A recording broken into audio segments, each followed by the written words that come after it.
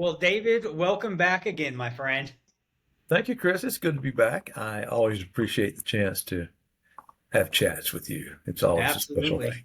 Yeah. You're a frequent flyer at this point, so I feel like I'm sure the majority of the world has not met you, and yet um, David is a dear friend of mine. We met over a cup of coffee, actually, where I was sitting at a local coffee joint, Starbucks, Yes. and I overheard David talking to two or three other people, and it was one of those conversations. I don't know if this has ever happened to anybody out there listening, but I turned in, I leaned into the conversation and did my best to politely interrupt them Yeah. and introduce myself. And I'm so glad I did because that's been over a decade ago. Yeah. And I've been saying a decade, at least for a few years now. And yet David's became a dear friend of mine. And so, David, welcome back with us again today, man. Thanks, Chris. It really is a privilege. I always enjoy the Yeah. times we are able to have conversations. And by the way, I noticed you leaning into the conversation Mm. there at the Starbucks in Kansas City. I kept thinking, what is this guy up there? Yeah. He's he's tuning into what we're talking about, That's right. and Heck yeah. through the connection that you had with a friend of mine, we had a mutual friend, Chris Pinion, Right. and he's sort of the one that helped us to connect together, and it's That's been a right. blessing ever since. So I would agree. this is just a continuation of the good stuff. Right. So today we're talking about adulthood, the maturing progress that is optional, meaning I don't have to get on board with it, Right. and yet the maturing into adulthood. If there were a title we gave today, David, what would it be from your perspective? Moving from adulthood to manhood, Hmm. because I'm basically talking about guys, but what we're talking about with men is also true about women. Not as pronounced. It seems like women seem to transition into maturity significantly and better than most guys do, and there's probably some reasons for that. But the the the the journey going from adulthood to manhood is not a journey that many guys take. They're adults. They're 21 or over or 18 or over now. They can go into a bar and buy a beer. They can go someplace and buy a gun. They can buy a car, whatever, those things that come with being an adult, but Right. they don't really have the substance that I think most of us would come to understand as mature men. That's a whole different thing. Hmm. So that's what I would call it, moving from adulthood to manhood. Okay. Chris, there is a journey into maturity that every man has to choose to make. The same is true for women, but I deal with men, and I come from the guy side of things. Mhm. There are a number of women, if you're talking about that transition, they would tell you some of the similar things as well. But I'm a guy, so I deal with guy stuff. So that's the thing. I think that's where I'd like to start. Okay. Well, let's go ahead and dive into that, David. So, where would be a good starting place, a great place for us to start? And let's just start right there. Well, I looked back over the years as I've had conversations with guys like yourself, and I have a number of those going on now. It just seems to be the thing that I do. This wasn't planned. It just sort of developed over a period of years. There are a number of key things that I've had conversations specifically about, and I've listed five of those. I sent you a copy of that, and just to sort of attract tracks to run on. Here's the first one. Maturity requires that we learn how to own our own stuff. Hmm.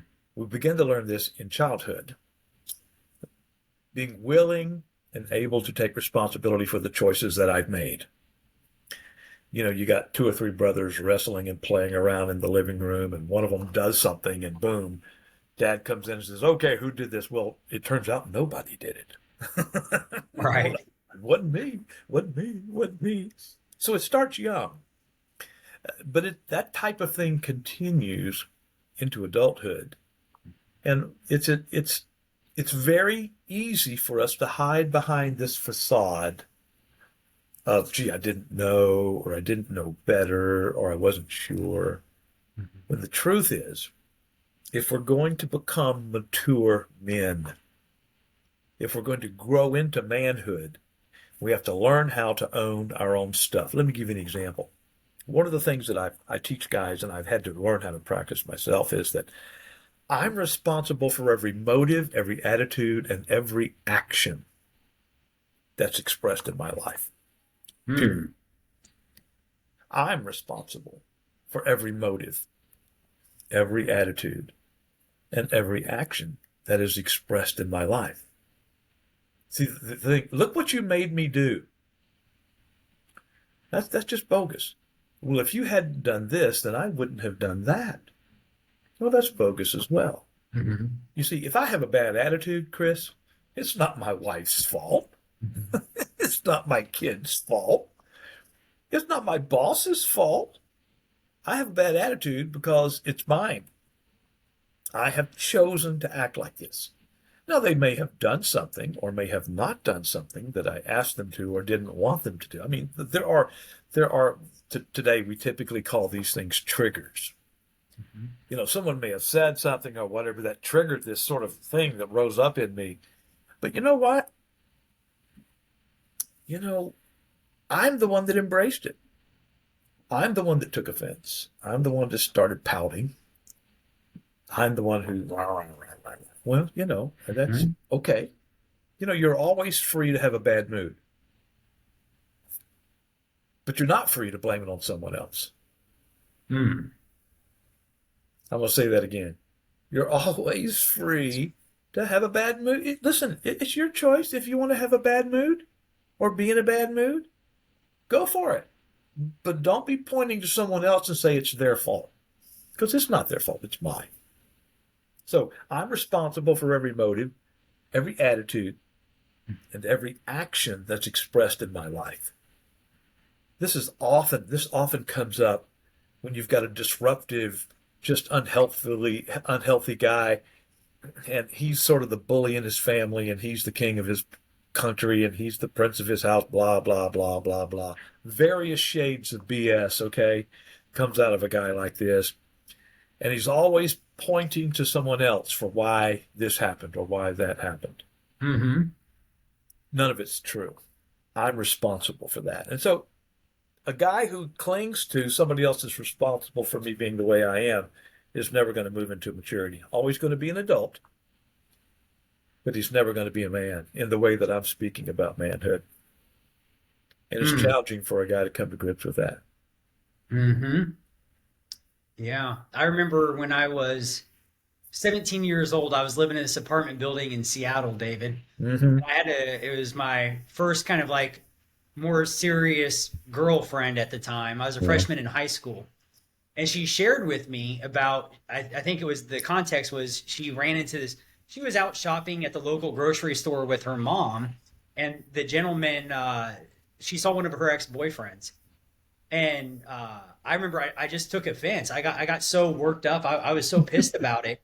I remember just storming off because she acknowledged him, Mm-hmm. and I think he said hi and she said hi back, and I was highly offended. How dare you talk to your ex-boyfriend? I just went off the hinges, man. Yeah. It's embarrassing looking back. And I walked down the apartment and they had a fire extinguisher in a glass case. And I remember just being so angry, I punched it, and I still have a little scar from it. Oh, And I remember just being so upset. And she thought it was ridiculous how I was responding. And I right. remember clearly, like it was yesterday, saying I was completely blaming her for me punching Yeah. out of Well, yeah. anger and rage the Yes. fire extinguisher. And Yes. it's silly looking back, and yet when I hear what you're as I listen to you, I'm reminded of that where I could look back and it's like, man, I was so focused on the blame game, Yes. a lack of ownership for my actions, and my language would be, and I still wrestle with this, like, Yeah. Well, well, I responded that way. You made me feel, mhm. or you made me where I'm reacting. And I think there Yes. might be a difference between reacting and responding. There can be, Mm-hmm. but I'm responsible for both. If Mm, when that's a I good point. react, I'm responsible. No one made me say those words. Hmm. No one made me have expressed that anger. Yeah. That was me. If it's see, it's bogus to say if you hadn't done A, I wouldn't have done B. Right. So it's your fault. Yeah. That type of thinking is going to keep a man, keep a guy. I'm trying to keep my terms separate. Will keep him being an adolescent adult Hmm. rather than freeing him to grow up to press into manhood. An adolescent adult, 28, 29, 30, 40-year-old guy who acts like he's still in high school. Mm-hmm. Right. So Never how had, does one take a step to mature and grow and take a step if they find themselves still playing the blame game? What would you no, say to well, the first one is the thing we've just talked about, recognizing that I am them? responsible. Hmm. As yeah, I have to make choices in life, Chris. I have to choose. Do I want to become a mature man or do I want to stay an adolescent adult? Because we can look and see. Now, we see it played out in the movies all the time, particularly from my generation. John Wayne was always this, character guy, and he wouldn't put up with that foolishness. Well, we've lost a lot of those kinds of movie role models Hmm. over the years. But the point is this, Chris. Chris, you have to a guy has to determine what kind of man he wants to be. What do you want to be like? Hmm. Well, some guys may not have a whole lot of role models to really look to. Then ask this question: what do I not want to be like? And finding some answers to those questions is an important part of the journey Hmm. because we're talking about a journey here.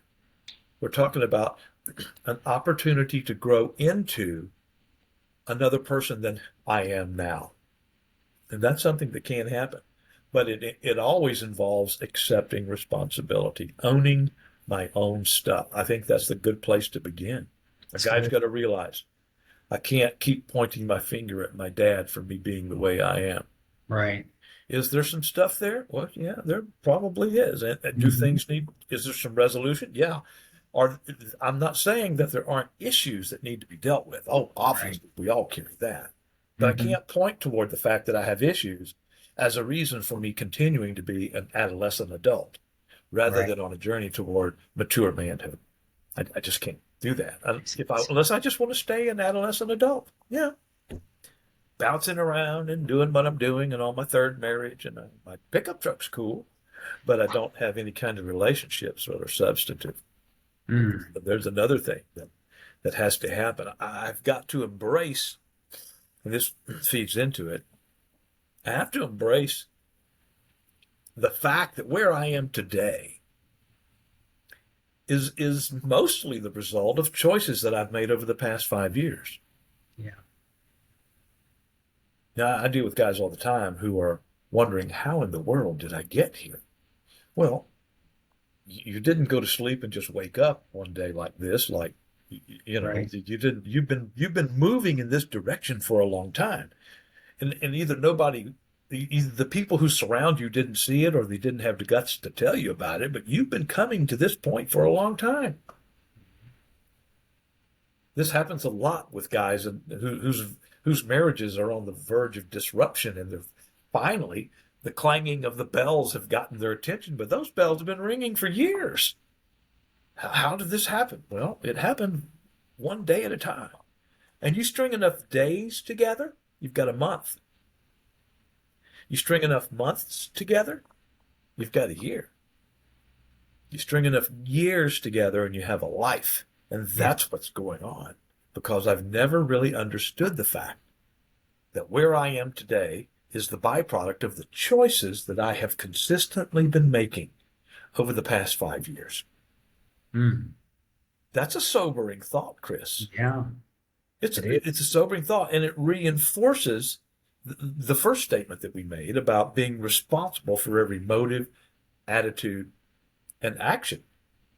Because my motives feed into my attitudes feed into my actions, and my actions feed into the results of my life. And I didn't get here accidentally. Now, I didn't mean to get here, but it wasn't an accident that I got here. It was a choice and a series of them. And many of them really way far off the course. This is not where I needed to be. Yeah. I don't know any guy who on his wedding day says, I can't wait till like 7 or 8. I can't wait till 10 years from now when my wife and I are getting a divorce and our 3 kids are going to be disrupted, and all of our lives are going to be a financial disruption, emotional disruption, spiritual disruption, relational disruption. Man, I just can't wait for 10 years. Nobody Right. thinks that coming into the relationship Yeah. because they haven't thought through the details and they haven't connected the fact that the things that I've been doing over the past years have been connecting together, and suddenly I have my life. You see, if you don't embrace the fact that today is mostly the result of the choices that you've made over the past 5 years, you're going to be wondering how it happened. A third thing is I've got to embrace the fact that my choices and my actions over the next month. Now, this is where it gets more approachable. My choices and my actions in the next month contribute to the trajectory for where I will be in 5 years. What? What do you mean? Yeah, this affair that I've been carrying on with this girl over here, this affair, because my wife, well, she just doesn't understand me, and I'm carrying on this affair. That is establishing the trajectory for where your life's going to be 5 years from now. Again, you add months together, and you've got a year. You add 5 of those together, and you've got half of a decade. But I don't want to think that way. I want to have fun. See, because I'm an adolescent adult. I'm 27 years old. I'm 35 years old. I'm not a kid. I can do what I want to do. Hold my beer. Right. Those kinds of things lead to the future, inevitably. Hey, when you say affair, I know we could go down a rabbit hole with this one, but when you say affair, do you mean have sex, or is it more? Is there more to an affair than the act of having sex? Well, when one has an affair, sex can be involved, but isn't necessarily needed. Mm-hmm.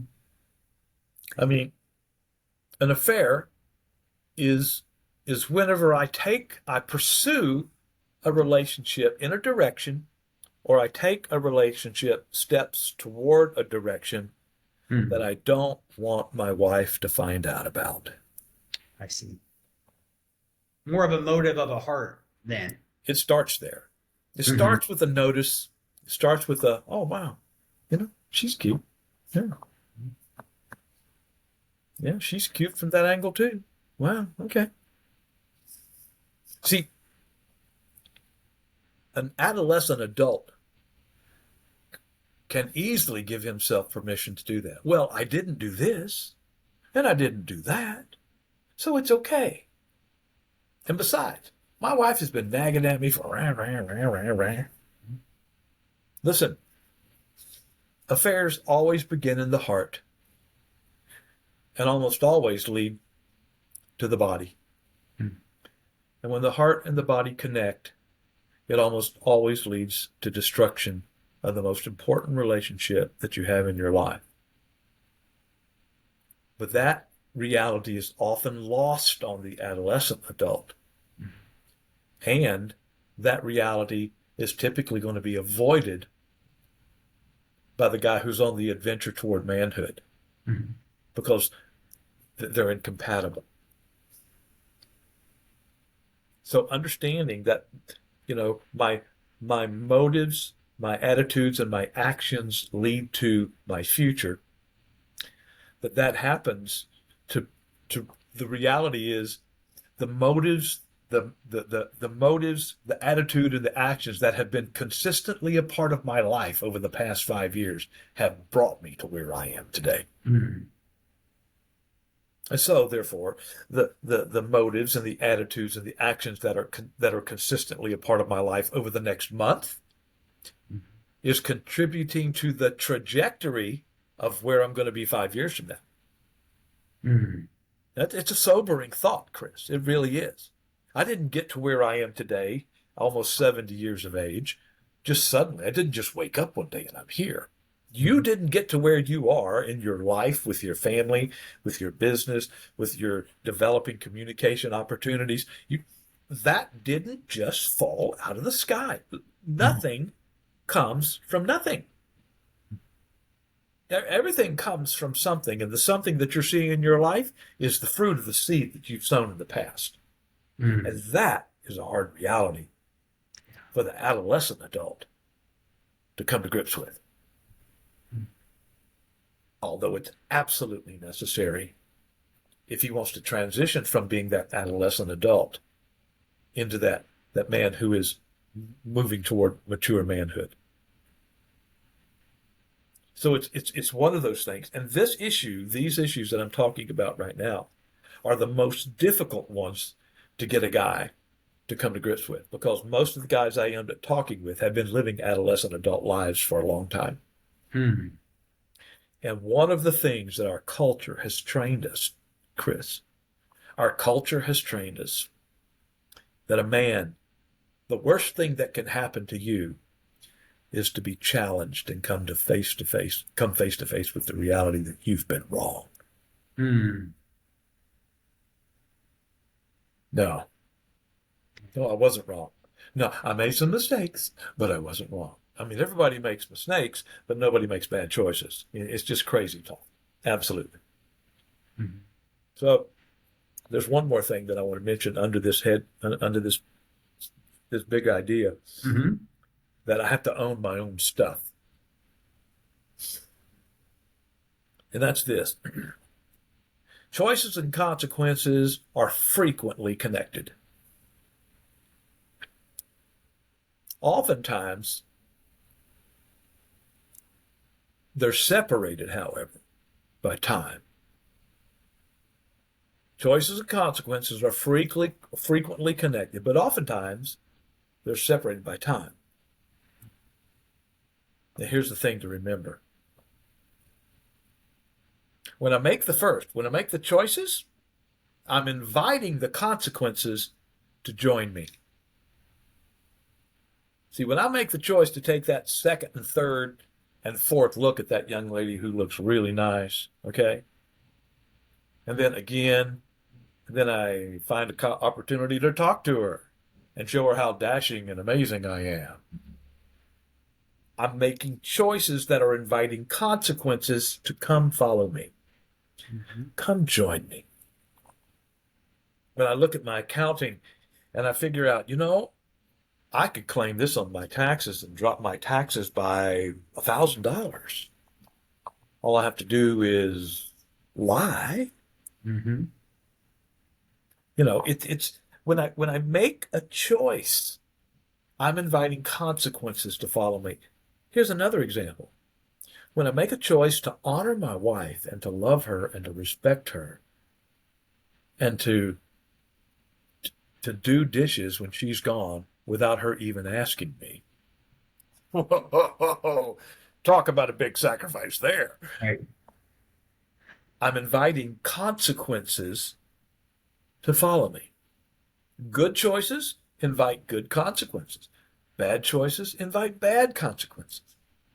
Here's the thing. We never make choices without inviting consequences to follow. We can't. Sometimes they come later. Sometimes they come way down the road. But choices invite consequences to join me. Come follow me. Well, how did this happen? Well, Jim Bob, you've been drinking a six-pack of beer on the way home from work for months, and this time you got caught. Mm-hmm. I mean, it's like we walk out into the rain and we complain about getting wet. So, well, I'm soaking wet. Well, how did you get wet? Well, I just walked outside and it was raining. Well, did you not expect to get wet? Well, listen, I can't tell you how many guys I've had conversations with about that kind of thing, not as a metaphor, but in real terms of their life. That they weren't wet from the rain, but metaphorically speaking, they were drenched from the bad choices of their lives and couldn't quite figure out why she left me. Mm. Couldn't figure. I had a guy talking to me like this, and he was destroyed, and it was everything I could do, Chris, to stop, just not to bust out in laughter, because this is a guy I've been having conversations with bits, pieces along over here, and now he calls me up, just devastated because she's gone, took the kids and gone to her mother's house, and I'm quiet, I'm not saying anything, and he says, "What do you think?" Mm. And you won't know this guy. You didn't know. Nobody will know him. Nobody knows him. I said, well, I think it's a miracle that she stayed as long as she did. Mm. Because the teenage adolescent guy does not want to hear the truth about what's happening in his life and about the consequences that are chasing him. He just doesn't want to hear it. Mm. He wants to have the fun that he's having right now. And you know what? He's free to choose that. Mhm. What he's not free to do is to avoid the consequences that are following. And we'll catch up. Mhm. And that reality brings about challenges in a guy's life.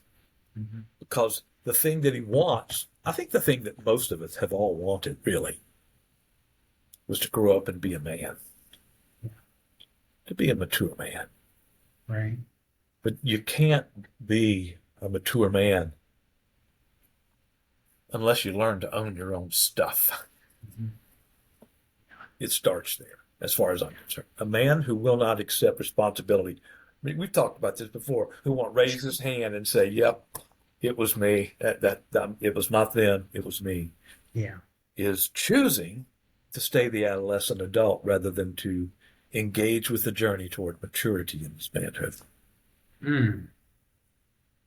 And that's the first thing I try to deal with and say to guys.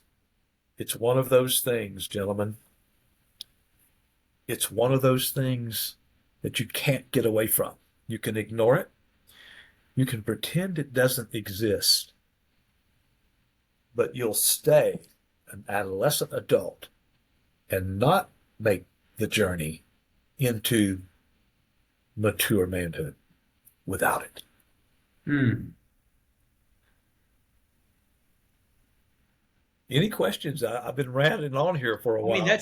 I remember one time I had some, I was working out with this group of guys that were into amateur bodybuilding. Mm. And so they had me taking whey protein and I was taking these amino acids tablets Hmm. and they were about 2 inches long and an inch wide. And I remember Right. choking as I was swallowing it. Point being is that, and here you're saying, David, it reminds me of trying to swallow one of those amino acid tablets, meaning I know. sometimes what you say is hard to swallow. It is. I listen, Yeah. and I keep in mind, Chris,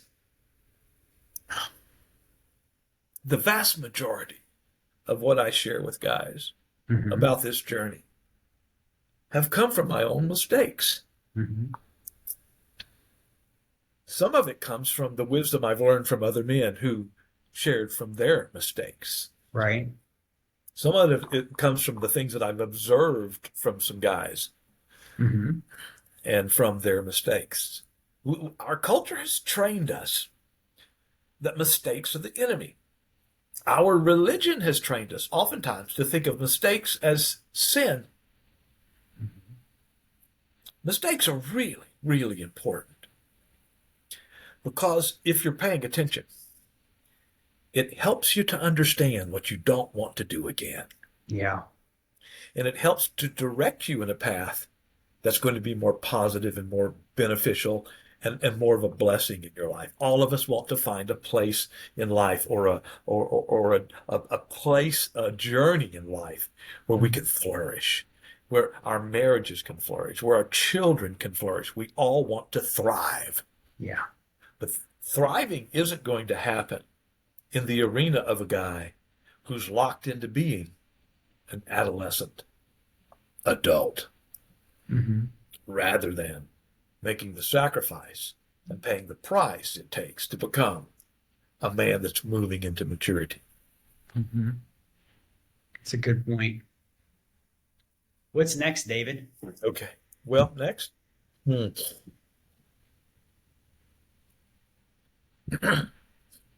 The journey into maturity requires migrating from a self centered mindset to an others centered mindset.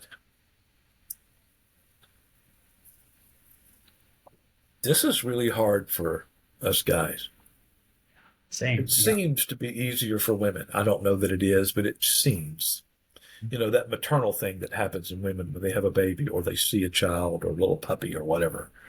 Hmm. Most guys sort of scoff at that or just are just quizzical. They're going, wow, what is that? I bring this up. I've folded this into the engagement that I have with guys because this is something that I've seen in expressed in the life of Jesus Christ again, again, and again. Now, full disclosure, I'm a former pastor. Okay, I but this is not about preaching. This is about life, Yeah. and that Jesus lived a life where his life was centered not on me, mine, and me, mine, and mine, but his life was centered on others. Mm. And he would say he came to lay down his life for many. And you know, it's the sick that need a physician, not the well. And I'm here to help and to love and to bless. And he spent his time with people who were broken oftentimes. He engaged with them. They were castaways from society, and he went to them. So there's this thing. You see, a self-centered mindset is going to lead to emotional poverty and relational isolation. You can't be self-centered very long and have developed close friendships because people that you want to gather around you will eventually begin to realize, you know what? This is all about him. This is not about me. This is about him. I can tell you, and this is going to offend some people, but I'll say it anyway because nobody knows where I live. I've seen this for years where you've got helicopter parents who are on the sidelines of their kids' soccer game or their football game or the baseball game or the basketball game. And they're the loudest and the biggest and the brightest. And it's like they're giving the refs hard times and they're calling Right. the umpire blind and the coach is he's an idiot and he doesn't know what he's doing. Get Bobby out there, he'll win the game because Bobby's my son. That parent isn't primarily concerned about that child. And I'm making a judgment on this, and I'll stand by it. That type of expression generally flows out of I've got to be noticed. Mhm.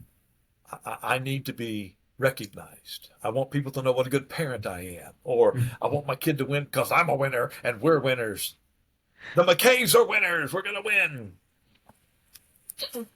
Some of it is personality driven, and I get that. I really, Sure. I get that. But you know something, Chris? When I'm all about me, Yeah. there's nothing of me to give to anyone else. Mm. When I'm all about me, my kids will know he's all about him. Hmm. And my children will know they have to look someplace else for the kind of emotional support that their heart knows they need.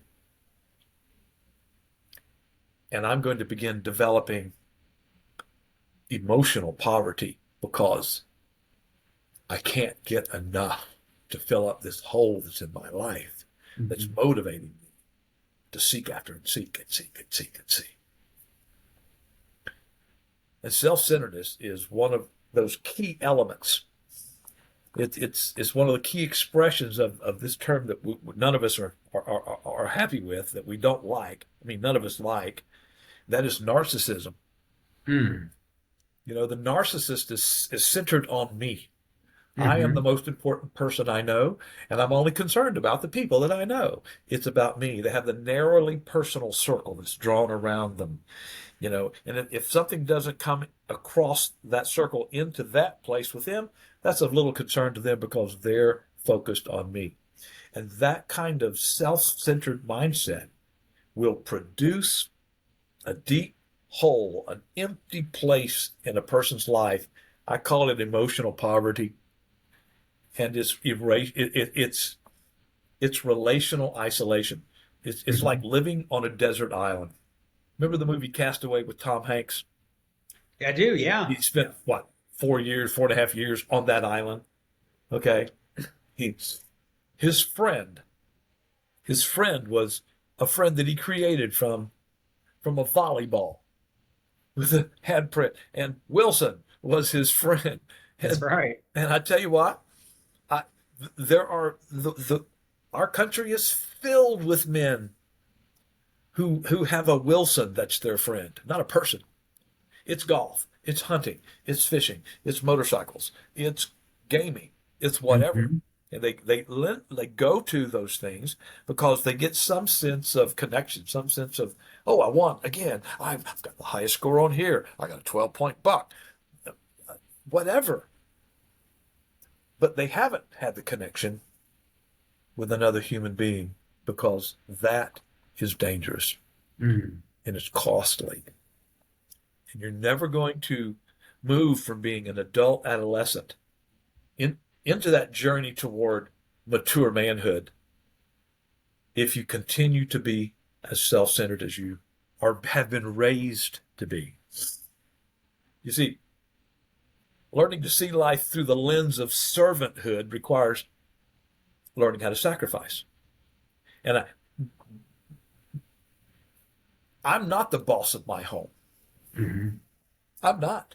And as I began to see this, I was coming out of a seriously long period of just real brokenness in my own life. And I realized uh, my reason for being here is to serve my wife. Mm. My reason for being here is to serve my daughter and to serve my son. I don't have a clue how to do that. Well, you know what? Go get a clue. Have these amazing things. I don't have one right here. They have these. Oh, here's this will stand in for one. They have these amazing things called books, Hmm. and inside a book, somebody who has some information about a particular topic, you know something about that because you wrote a book recently. Okay, there's a book. They have another thing. This amazing thing they call podcast. Oh, hey, you're doing that right now.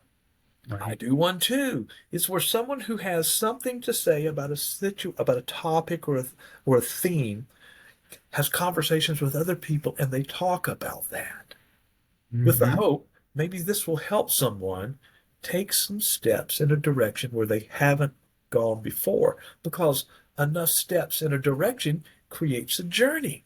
Hmm. You know, we don't change overnight, but we can change. I'm living proof of that. Talk to my family. Right. Yep. You see, most of my life, Mm. most of my life, at the core of my being,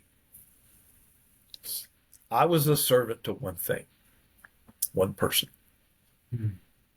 and that's me. Mm. I stood up in a pulpit. I was a guy who was supposed to have a clue, and I gave messages, point people toward a direction, toward Jesus Christ, and I felt really good about having done that. Mm. And it fed me in here. That's not servanthood. That's self-servanthood. And servanthood is where I learned to sacrifice my own desires, my own schedule, my own money to benefit that person. And there's nothing that they can do that's going to pay me back. Mm. You see, when I serve someone thinking it's going to help me in my status with them, That's not Hmm. servanthood. That's self-serving. Yeah. It keeps us, it keeps us in that place of emotional poverty. It keeps us in that place of relational isolation because we're focused on me. Hmm. Well, that's enough talk about me, Chris. What do you think about me? Right. Yeah. You know, it's inevitable. It keeps us in a box, and it's one of the great hurdles, particularly that a man has to get over, Mm. because our culture has trained me and trained you. You're a man. You're not soft. Like this is about you. Go for your Hmm. dreams. Go for it. Yes. Generations of kids have grown up believing a lie. You can be anything you want. Well, technically isn't true. It just simply isn't. A 5-year-old kid might want to grow up to be a chimpanzee. That's not going to happen. You could be the president of the United States someday. I heard that when I was a kid. I could? Yes.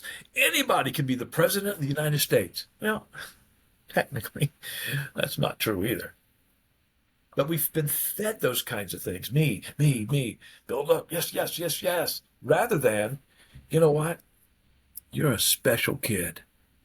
And there's all kinds of people whose lives you could touch and make better. Mm. You could touch the lives of kids in your class. See that kid over there who sits by himself? Somebody could go sit with him and have lunch with him and make him feel like a friend. Whoa. Listen, it's as simple as recognizing that I'm not all of that and a bag of chips. Hmm. That the longer I keep myself at the center of my life, the longer I'm going to be promoting emotional poverty and relational isolation in my life. And those two things never produce good fruit. They just simply don't. David, I have a question. You mentioned that relationships dangerous and costly.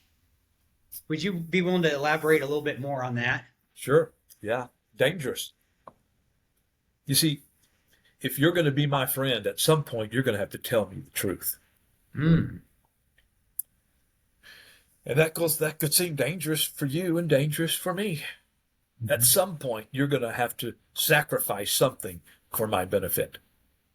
Schedule, change the schedule. No, I was going to go fishing. I'm not going to. I'm going to come. Let's sit down and have coffee. We need to talk about what's happening in your life. It's it's dangerous to be a friend. It's costly to be a friend. It's challenging to act like the neighbor in the Good Samaritan uh, story that Jesus gave. Went out of his way, had every reason not to. Hmm. Okay, he had every reason not to do it. He was a Samaritan. They're hated by the Jews. The Samaritans hate the Jews. There's this conflict. It just goes back hundreds of years. But he did. He stopped his journey. He engaged with this guy. Hmm. Whoa, this dude's hurt. He needs help. Managed to get him up and transport him to the inn. We don't know how far the inn was, but it wasn't next door. Hmm. Get him set up. Here's some take care of him. Here's money to cover his expenses. I'm going to be back through here in a month or so. If there's more money, I'll cover that for you. It's it's it's challenging. It's costly and it's dangerous. Sacrifice, time, energy, focus that's not on me. Right. At some point, friendship is going to require something more than just smiling and saying, that dress looks nice on you. Yeah. At some point it is. Hmm. It reminds me of how we've had the habit of going to church together on Sundays for, I mean, over almost 20 years at this point.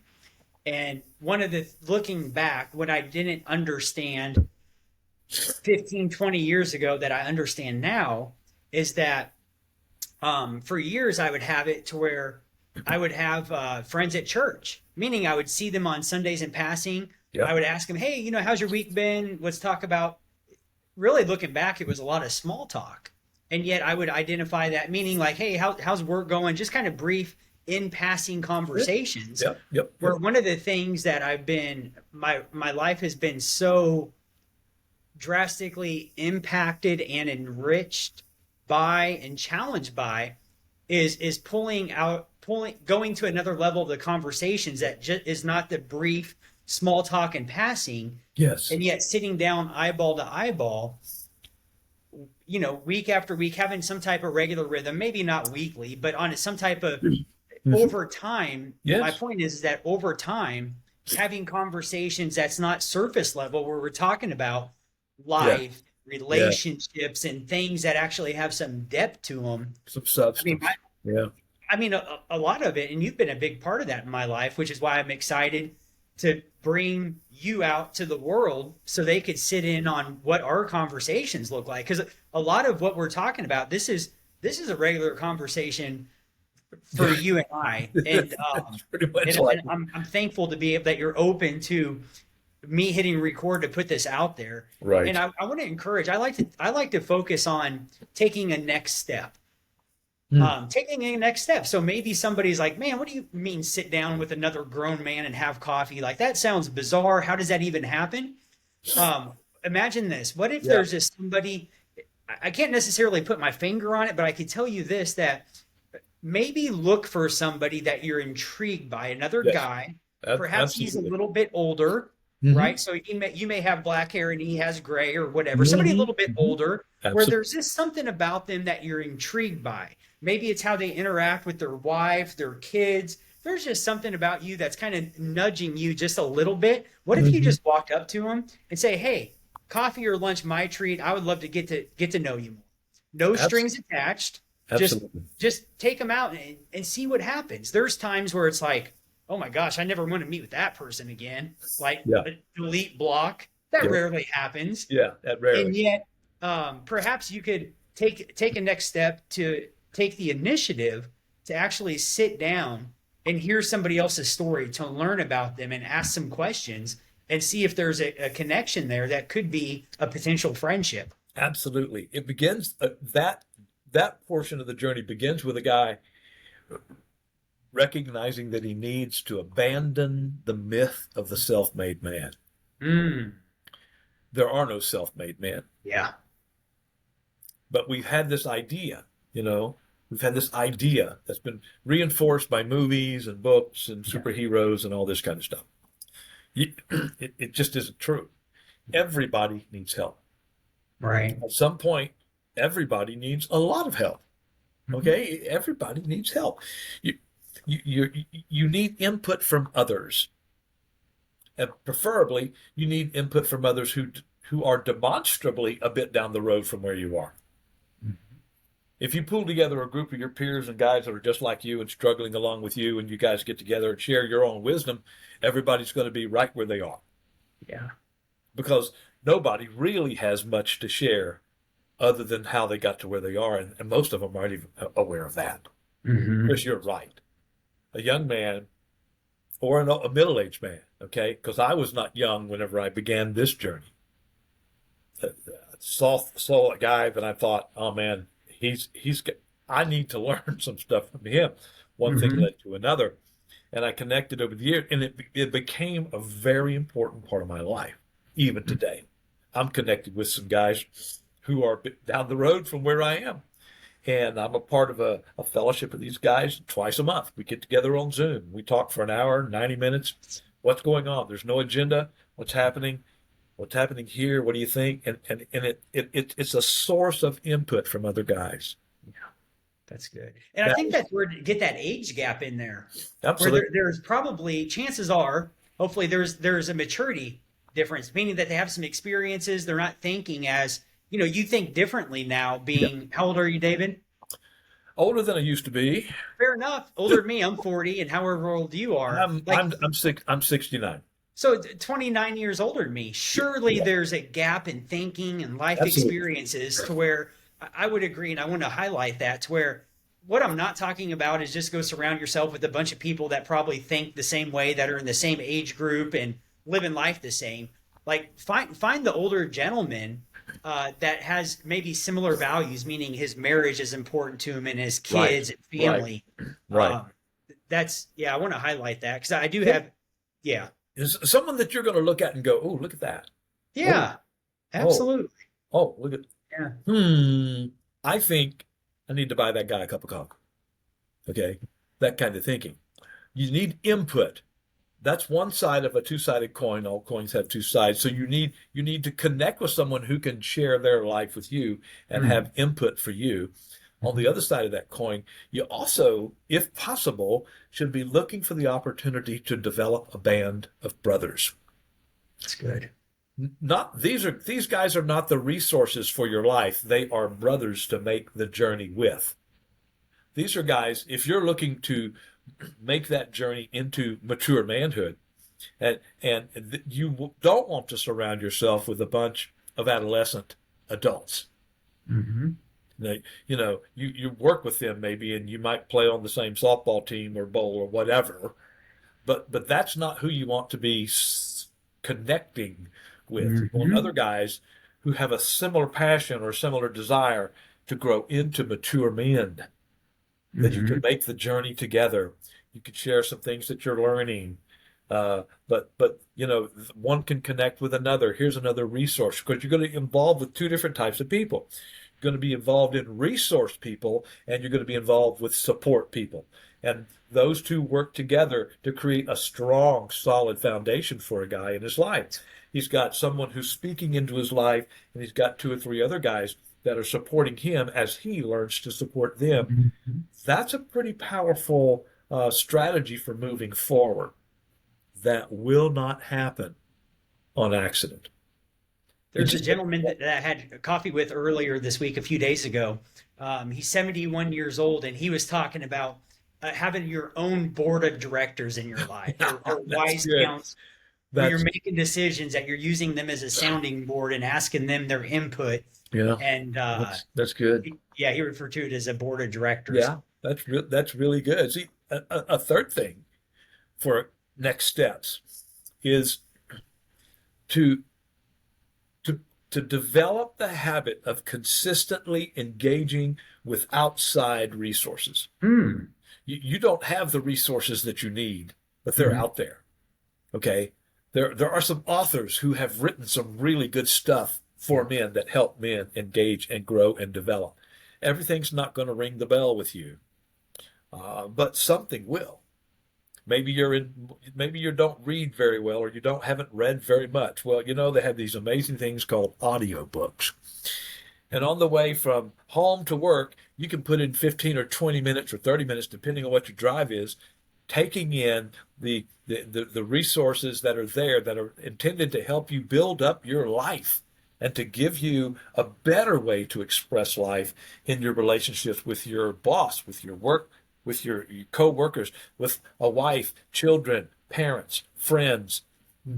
You're only doing what you've been taught to do by the culture and the resources that you've taken in, most of whom probably haven't been that helpful. It's true. Change up the resources. Find some different resources. If you're looking for some of those, reach out to me by email. I'll be happy to send. I haven't come planned to show these to you. I can recommend 6 or 8 books right now that you could start listening to or reading to. I promise you this. I promise you this. If you will focus Mm. your time and your energy that is available for this venture, if you will focus that on the resources that are available that you can begin to take into your life, and you will focus on connecting with and developing a relationship with someone who can speak into your life. Not that they take you on as a project, but they have something to say and you have something you need to hear. Yeah. And you can focus on developing some brothers who are on a similar journey. Listen, it might take you 6 months to get all of that clicking at the same time. But you Mhm. know what? The next 6 months are going to come and go anyway. Yeah. It's true. Why not be further toward that place where your life can flourish? So good. Because the 6 months are coming and going. Yeah. Don't do nothing, because nothing comes from nothing. Mm. That's good. David, can we have a part two in the future? Yes, we, Let's we do can it. have we can have because I've got more notes. Fair enough. Yeah. Yeah. Yes, we absolutely love to continue this at some point in the future. It's the passion of my heart.